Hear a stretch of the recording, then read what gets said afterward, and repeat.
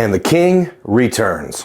What's up, guys? Luke here from Luke's Points and Miles, and this is a cautionary tale of giving up on something only to receive redemption in the form of a second chance. About 9 months ago, I began my journey away from American Express's ecosystem in the form of canceling my Amex Platinum Card. I had the credit fatigue. I wondered if the grass was greener on the other side, and I really thought what I wanted was simplicity. Now guys, this is all part of my growth in the credit card game. I started heavy into the Amex trifecta, and I thought there were some better choices out there. I think I was very critical of the way Amex was starting to do their business, even before being critical of Amex was in style. Is Amex perfect? No. Is Amex for everyone? Definitely not. Is Amex the best way for me to earn travel rewards to travel in a way that enriches my life and helps me make memories right now while I can?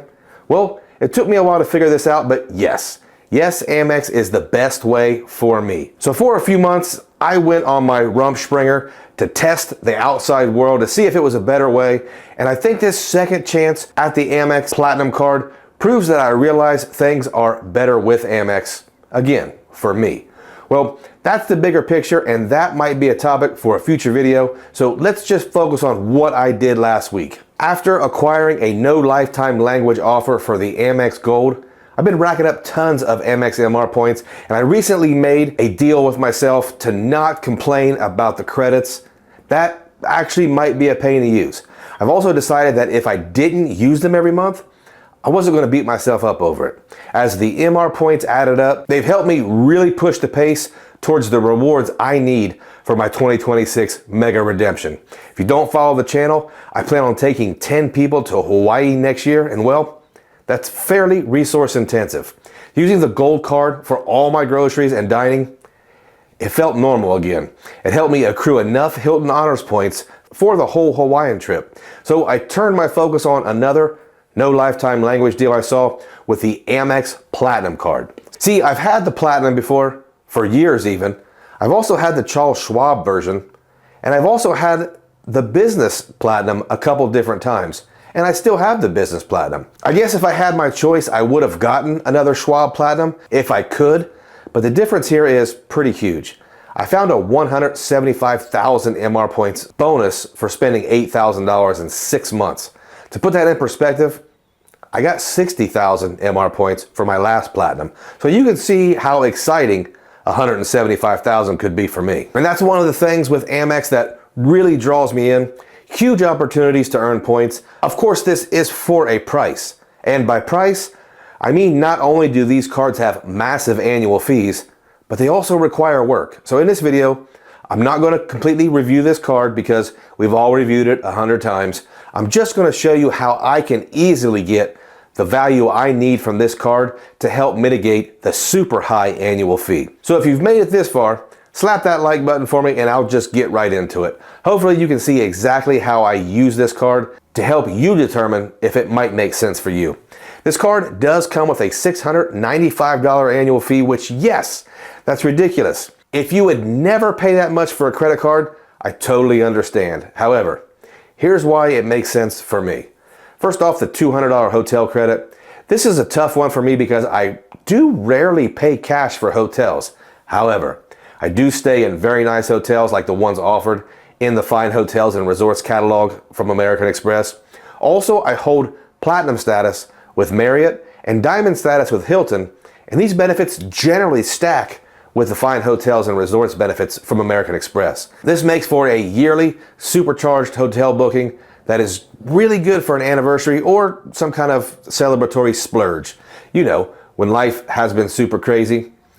Using this credit isn't ideal for me, but it's fairly easy, especially since I'm going to start using all cash for at least 1 or 2 trips a year in the future. I actually want to do a couple hotel and flight reviews, and that's something I can write off if it makes sense. Real quick, guys, I'm not a tax professional or even a smart person, so this is not tax or financial advice. So considering the Fine Hotels and Resorts program comes with things like room upgrades, $100 property credit, late checkout, I'm still only going to value this credit at $200 since that is the actual credit. Although it could likely be worth quite a bit more. And yes, This is something I would occasionally spend on, so it's not outside my normal behavior. So far, we're $200 closer to mitigating that fee.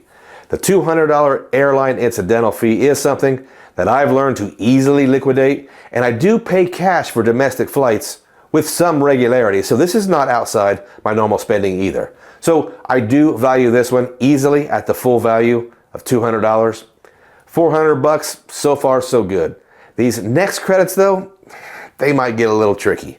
The $240 yearly entertainment credit, I'm going to admit that when I previously canceled my Platinum card, I didn't really miss the subscriptions I had. However, I have to admit, I don't like commercials on Disney Plus, and I really genuinely miss ESPN Plus. I want to start watching the UFC again. We've taken a pretty long break from it, and I really do miss watching the fights. So I'm going to consider this $240 credit worth half for me.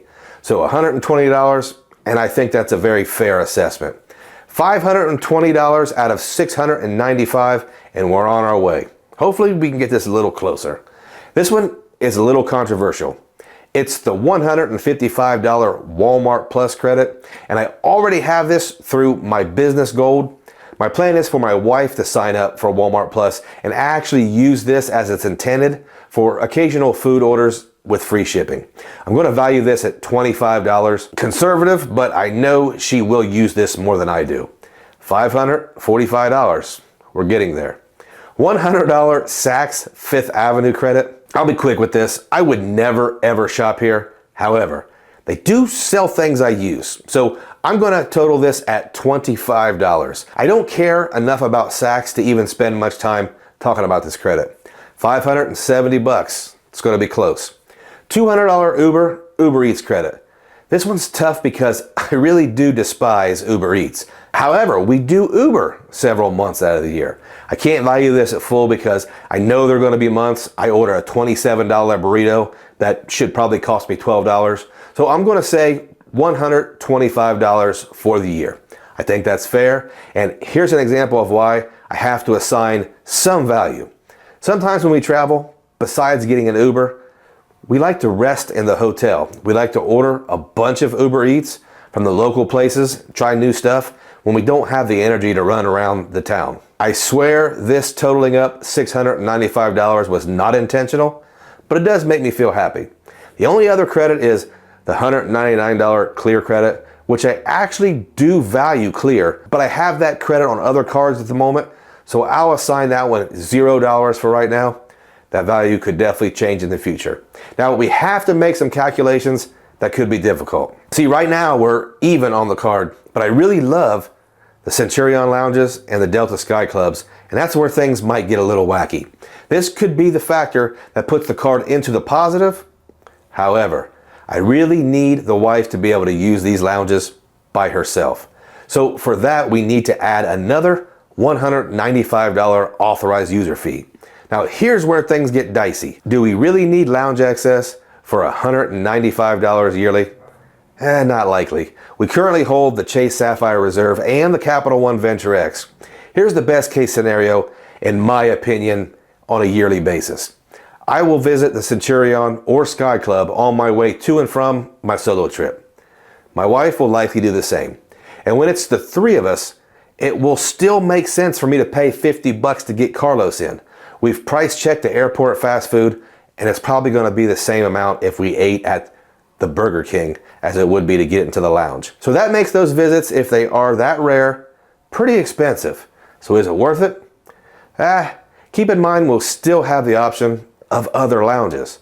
So I'm going to say the $195 authorized user fee probably doesn't make sense on a yearly basis. That's a luxury tax that I am going to be willing to pay since my wife puts up with me. But at least for this year, the 175,000 MR points makes this a positive value. And I will add in some hard to value additions.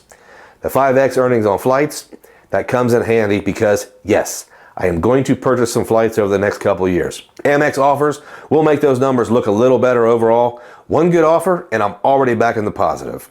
And the card's insurances and purchase protections, they're going to give me a lot of peace of mind. I am stopping at Cartier in Lisbon to pick up my wife's anniversary gift. So the Platinum's coverage on that purchase, it's going to help me sleep a little better over the next few nights. And even though it may not be what it once was, the Amex customer service has bailed me out so many times I can't count and saved me a lot of cheddar. So guys, overall this is razor thin, and it would be a much harder decision if not for the no lifetime language offer. But at the end of the day, I liked using the Amex trifecta as my primary setup, and I think it just suits me better. I'll have to make some changes overall to accommodate for all these high annual fees, but if you watch the channel, you already know I run this thing hard and fast because I don't know how long I'm going to be able to keep up this travel pace. For now, it's high speed, low drag, and we are cherishing every single redemption, and the Platinum Card helps make this possible. And obviously, and shamelessly, I will leave my personal American Express referral links in the description below. If you are curious, we have members only videos on Sundays that are both a little spicier and direct to the point. They're also not likely fit for public consumption. If you'd like to join the membership, it's only $2.99 and you can cancel that anytime. You can even join, binge watch all the members' videos and then cancel if you want. Guys, if you like the way I broke this down, consider becoming a subscriber, and if you want to support me, give this video a thumbs up. If you've stayed all the way to the end, I thank you and I appreciate every single one of you.